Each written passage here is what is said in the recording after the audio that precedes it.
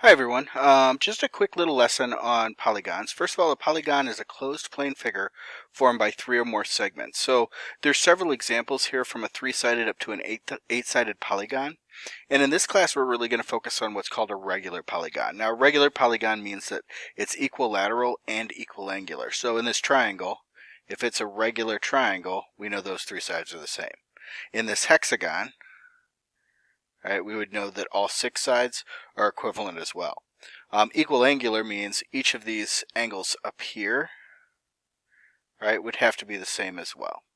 So regular just means there's a very uniform shape throughout the entire polygon. There's some names that we typically want to kind of know by heart. For a three-sided polygon, we know it's a triangle. For a four-sided, if it's regular, it's a square. Five-sided would be pentagon, six-sided hexagon, seven-sided heptagon, and eight-sided octagon. Now, with a polygon, there are certain parts that are going to be important to us. There's going to be the apothem, which is probably the one new word to us here. And the apothem goes from the center, and it's going to go straight down to one of the sides, and it's going to make a right angle with that side. If it's a regular polygon, that's going to do a few things. One, it's going to cut that side in half. All right, so it's going to break that side in half into equal pieces. It's going to form a right angle down there at the bottom. And it's going to be something that's going to give me a height for that one section of this polygon that forms a triangle. All right, and that's actually how we're going to deal with these shapes when we talk about area, is we're going to break it up into pie pieces. All right, we're going to break it up into triangles. Every regular polygon you can break into a series of congruent triangles. For example, in this picture here, we have a hexagon, and there's 1, 2, 3, 4, 5, 6 triangles that would all be congruent. All of the radii would be the same length. All right, the lengths of the outsides would be the same size because we have a regular polygon. And then the apothem is going to give us the height of each of those triangles. So in this one, we would find the area of one of the triangles and just multiply it by 6 to get the total area. So let's look at an example where we actually do that. All right, so on this one, it says find the area of the regular octagon. All right, so what we're going to focus in on is we're going to focus in on a series of triangles. All right, and I'm going to draw one representative in here. All right, which is that triangle right there. Now, if I would draw in the other 7 to get all 8, all right, I would have this series of triangles going around. All right, that when I put all of these congruent triangles together, it would equal the total area. So first thing I'm going to look at is I'm going to look at the number of sides, right? Because that's going to be equal to the number of triangles. So in this one, it's an octagon, so there's 8. All right, then I'm going to look at one triangle. And in one triangle, I need the base and I need the height. All right, this one's regular, so we know all of these sides are going to be 5 all the way around because they told me one of the sides was 5. Now, what that does is if I focus in on this bottom triangle down here, all right, that officially just gave me the length of one of the sides, the base. All right, so I'm going to bring that 5 over here for the base. And then in the picture, all right, they had this drawn in where we had a height given to us as 6 inches. So I'm going to bring that 6 in for the height. All right, so first thing I'm going to do is I'm going to find the area of the green triangle. All right, so area triangle 1 is going to be 1/2 times 5 times 6, all right, which would be 3 times 5 or 15. All right, and then the area of the octagon, there's going to be 8 of those, so I have 8 times 15.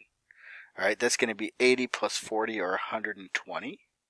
All right, in its area, so we're going to say units squared. All right, so 120 units squared. And really, that's the approach that we're going to take with all polygons that are regular, is we're going to break it into a certain number of triangles, and then we're going to find the area of one of those triangles and then multiply it to get all the triangles together.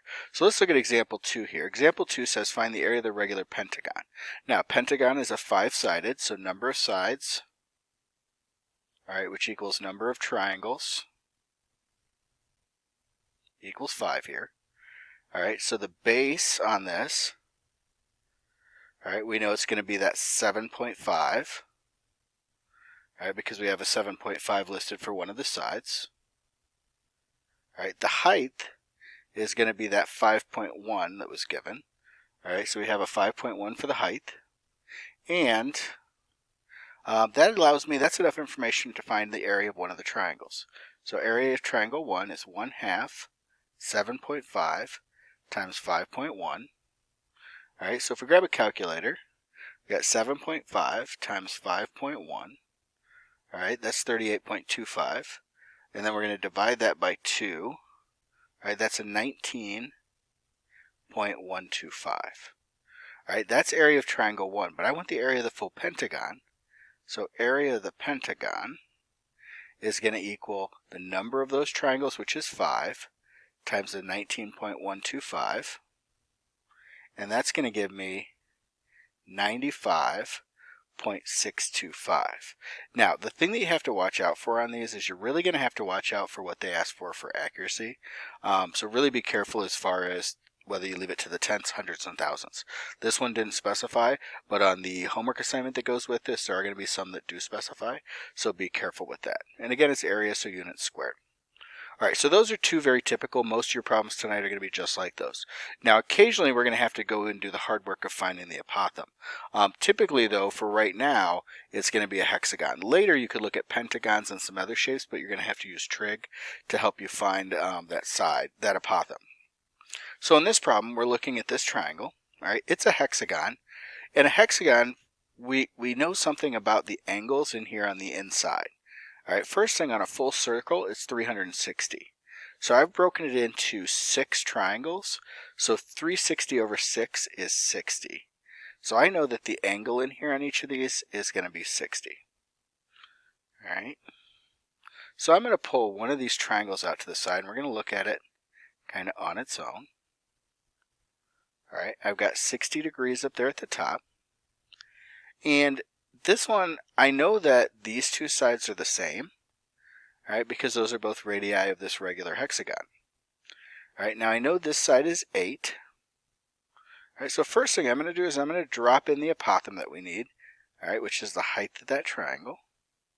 All right, I know that splits the bottom in half, so I got a 4 and a 4. All right, it's going to split that top angle in half too, so I've got 30 degrees and 30 degrees. Now at this point, I've got to remember my 30, 60, 90 rules. All right, I've got the short leg, so if this is 4, I know this side's going to be twice that, 8. All right, which makes sense because it's an equilateral triangle. And then the other side's going to be our 4 root 3. All right, so really what I can do from that kind of short work of special right triangles is I can get a 4 root 3 here for the apothem. All right, so number of sides, which equals number of triangles, all right, is going to be 6. The base is 8 for our one representative triangle. The height we just found is 4 root 3 using special right triangles. So area of triangle 1 is going to be 1/2 times 8, the base, times 4 root 3, the height. All right, that's going to be a 4 times 4 root 3, so 16 root 3.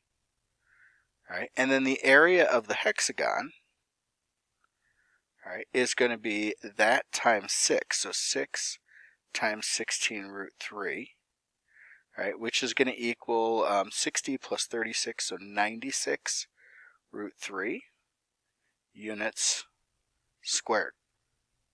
All right, and that would be an exact answer. If we needed to, we could go to the calculator and get an approximate. So really watch what the directions say, especially if you're entering your answers into a form, because it is going to look for that very specific answer to the decimal place accuracy they ask for, or exact, depending on what they ask for. All right, so that's a quick little explanation going through area of a regular polygon. We did a hexagon here at the end. We did a pentagon, and we did an octagon. But again, the strategy is the most important part. Break it into congruent triangles, select one representative triangle, find the area of that, and then multiply by the number of triangles that are there. All right, I hope that helps. That's a quick video. The 5-problem set for tonight matches up with these really well, so feel free to watch this over and take a quick look at these. All right, have a great day. Bye.